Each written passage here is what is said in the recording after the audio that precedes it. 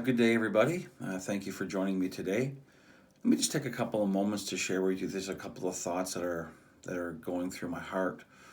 I had this thought of where do we find strength? Where do we get the energy or the strength, the power to do what we need to do? And I was thinking about a story from my childhood when I visited Victoria Park in Kitchener, where I grew up from about age 8 on. And I came to this, this kind of jungle gym playground in the park, and the beams were way over our head at 10 years old, and basically climbed to the top of that. It was so majestic. It was like, oh my goodness, I can see everything from up here. I can see the entire park. And then I visited that park a number of years later, in my 20s, and realized how small and how minuscule it looked, and it didn't really provide anything of strength or magnitude for me at that moment.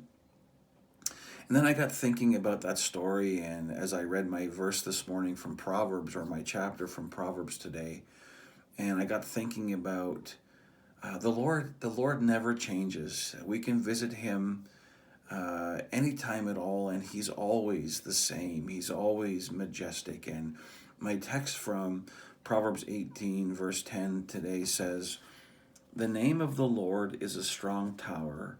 The righteous run to it and are safe." And when we run to the Lord, boy, it's a picture of safety, a picture of security is a good word. And His name is power. His name is majestic. His name is strength. His name has magnitude. His name has incredible perspective. And then we have this picture of the tower here.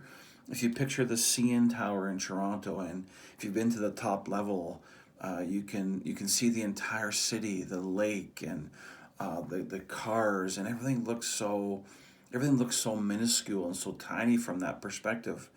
And when we run to the Lord, the name of the Lord is a strong tower. The righteous run to it. Our perspective changes. Everything now begins to look different when we are in the security and the safety of the Lord. So where does our strength come from? Where does our power come from? Especially in these days where it can be trying, and maybe some worry and some anxiety could be going through your heart. I challenge you to run to the Lord. I challenge you to think of the Lord as a strong tower and run to it. And there it says in this scripture, we will be safe. We'll be safe. Nothing in this world will provide safety like God will. And not just safety from physical danger, but also safety from spiritual danger.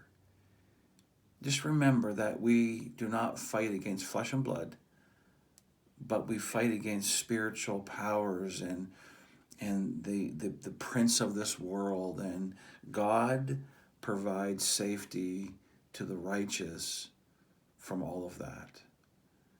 So run to the Lord. He will give you power. He'll give you strength in this day that we live. God bless you, and thank you for joining me. We'll see you on Sunday, and for sure next week. Have a great day.